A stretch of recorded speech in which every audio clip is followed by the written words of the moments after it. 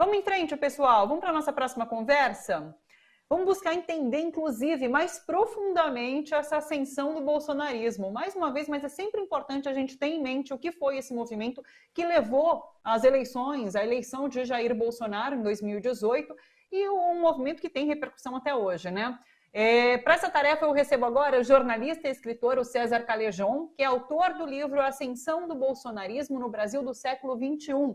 Esse livro, publicado pela Cotter Editorial, o Callejon é especializado em relações internacionais pela FGV e é mestrando em mudança social e participação política pela USP. César, um prazer te receber por aqui. Tudo bem com você? Tudo bem, boa tarde, Thalita. O prazer é todo meu. Obrigado por me receber. Boa tarde para as pessoas que nos assistem nesse momento. Ô César, eu queria começar falando um pouquinho sobre esse momento atual. E daí depois, durante a nossa conversa, a gente vai relembrando, retomando tudo que foi esse 2018 que nos trouxe até aqui. Falando especificamente sobre esse encolhimento do bolsonarismo, que a gente tem, inclusive, visto aí nas pesquisas eleitorais que saíram durante essa semana, né? Engraçado que eu conversava ontem com o Leandro Forte, jornalista, participa sempre aqui comigo também, e ele falava sobre como esse bolsonarismo tem se reduzido às velhinhas de Taubaté. E eu acho que casa muito bem com o que você fala sobre essa seita bolsonarista, né? Quem continua apoiando, quem participou da tal da motociata, é essa seita bolsonarista. Qual é o risco dessa seita se manter? Quem são essas pessoas? Há ainda a chance de encolhimento dessa seita bolsonarista? Como você tem visto isso hoje?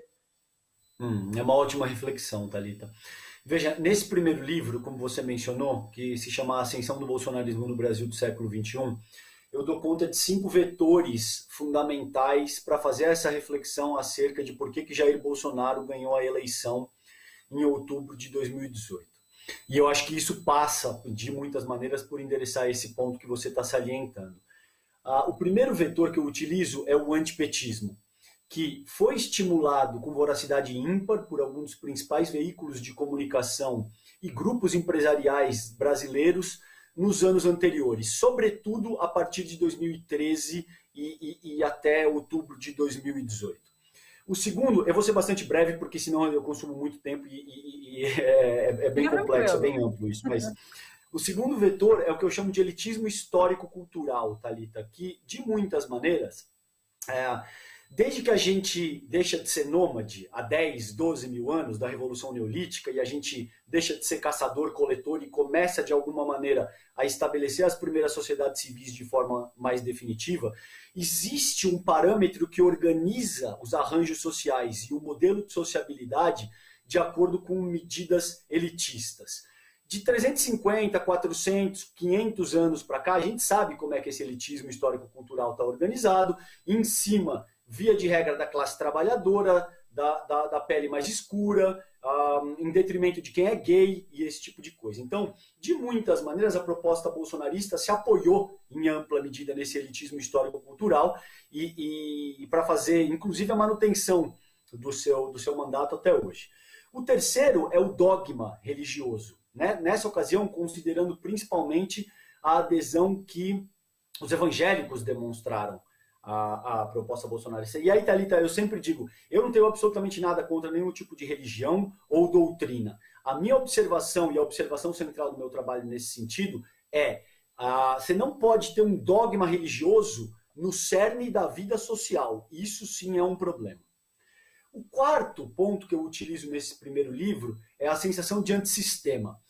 Porque, veja, naquela ocasião, boa parte da direita liberal e da social-democracia, entre aspas, brasileira, acreditou que, num modelo que era tão maniqueísta entre PSDB e PT, desde, sobretudo, da redemocratização do país, que atacar o Partido dos Trabalhadores significaria automaticamente assumir a presidência.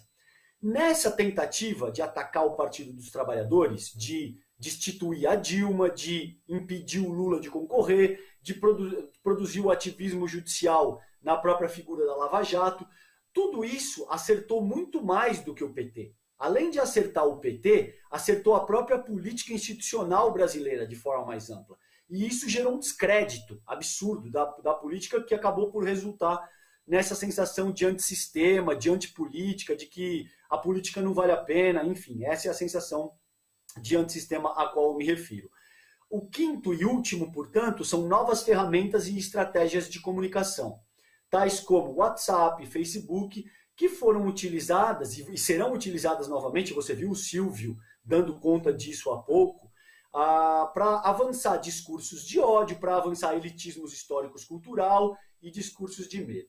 Nesse sentido, a tua ponderação inicial é muito pertinente, porque desses 57 milhões de votos que Bolsonaro teve em outubro de 2018, ele desidratou a ponto de talvez ter 10, 15, 20%, na pior das hipóteses, dessas pessoas que um dia votaram nele. E isso tem a ver, Thalita, isso é muito difícil, então, endereçando a tua pergunta e o teu ponto de uma forma mais objetiva, é muito difícil que ele desidrate para menos de 15, 12%, mesmo você tendo aí tudo que está demonstrado, o envolvimento em rachadinha, o envolvimento em todo tipo de negociata e processo de corrupção e coisas que são absolutamente escabrosas, que são assim... tipo, você viu hoje, por exemplo, o Spike Lee dizendo que ele é um gangster, entende? Então, assim, são coisas típicas de mafiosos, não é algo assim minimamente razoável e que, em muita medida, não tem como explicar. Bom, apesar disso, é difícil dele desidratar do ponto que 15, talvez 12%, por quê? Desses 5 vetores que eu te citei, que eu utilizo para fazer essa reflexão, tem 2 que são muito fundamentais e são muito difíceis de serem contestados, Thalita, que são o elitismo histórico-cultural, porque, como eu te disse, é uma construção histórica e cultural que vem sendo trabalhada da forma como ela está organizada por pelo menos 500 anos. Então, você não vai conseguir tirar da cabeça do brasileiro médio que gay é inferior, que negro é inferior, que, enfim, isso está estabelecido na cabeça desses bolsonaristas de uma forma que vai demorar outros 200, 300 anos para mudar isso. É muito difícil de mudar isso em uma única geração.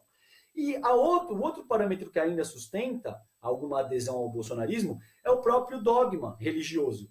Porque está na natureza e você viu agora ele indicando, por exemplo, o André Mendonça para o STF por conta disso, para fidelizar esse público, para de alguma forma mandar um sinal para as próprias igrejas evangélicas e para o público evangélico de forma mais ampla, porque está na própria natureza do dogma, Thalita, não aceitar o questionamento, não avaliar o que é indício e dizendo, bom, mas existem indícios sólidos que caracterizam essa pessoa como um mafioso. E essas pessoas não querem olhar para isso, porque está na própria natureza do dogma acreditar que não, é aquilo que eu acredito, é a verdade, e eu encerro a minha investigação por aí. Então eu te diria, é isso que eu te diria considerando essa reflexão que você propôs.